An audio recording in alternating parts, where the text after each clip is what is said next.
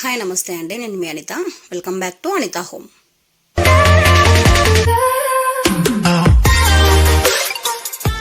ఇవాళ రెసిపీ ఏంటంటే egg fried rice అండి. చాలా టేస్టీగా ఉంటుంది.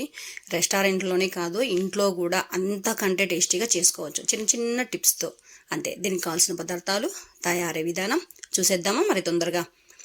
ముందుగా నేనైతే ఇక్కడ ఒక 4 ఎగ్స్ ఇలా పగలగొట్టి బౌల్లోకి వేసుకున్నానండి.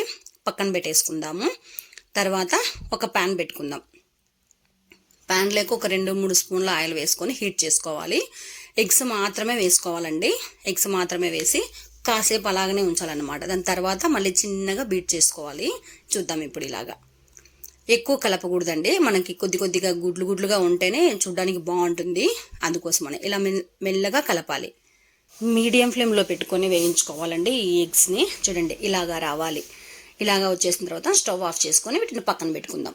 తర్వాత మరొక ప్యాన్ పెట్టుకొని ఆయిల్ వేసుకొని, ఆయిల్ హీట్ ఎక్కిన తర్వాత వెల్లుల్లి ఇలా చిన్న చిన్న ముక్కలుగా కట్ చేసుకొని వేసుకోవాలండి. దాని తర్వాత ఉల్లిపాయ ముక్కలు, పచ్చిమిర్చి ముక్కలు, క్యారెట్ ముక్కలు ఇలాగా చిన్నగా కట్ చేసుకొని వేసుకోవాలి.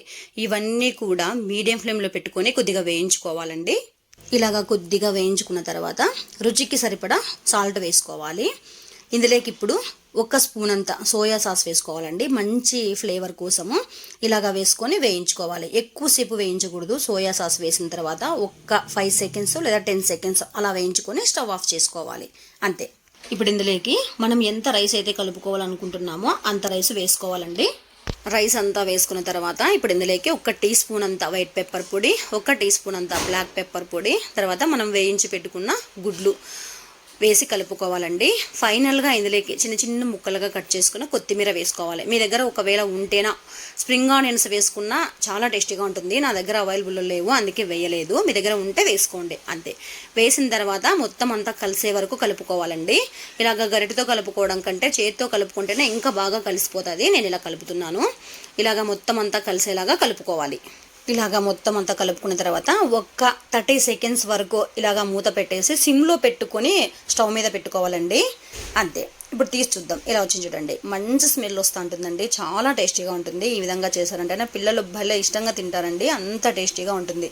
నేను చెప్పిన విధంగా ఒకసారి ట్రై చేసి చూడండి. సో ఇదండి ఇవాళ వీడియో. ఈ వీడియో నచ్చితే లైక్ చేయండి, కమెంట్ చేయండి, ఫ్రెండ్స్ అండ్ రిలేటివ్కి షేర్ చేయండి. మరిన్ని ఇలాంటి రెసిపీస్ కోసం మా ఛానల్ని అంటే అనితా హోమ్ ఛానల్ని సబ్స్క్రైబ్ చేసుకోవడం మాత్రం మర్చిపోద్దు. Please subscribe to my channel. Thank you for watching.